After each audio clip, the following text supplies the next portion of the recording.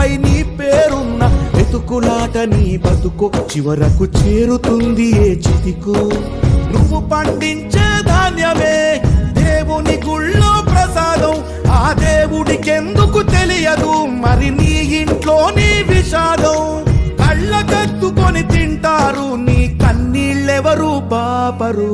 రైతు రైతు రైతో పాడుగాను నీ రాతో, మెతుకు మెతుకుపై నీ చెమటున్న వెతుకులాట నీ బతుకు చివరకు చేరుతుంది ఏ చితికో.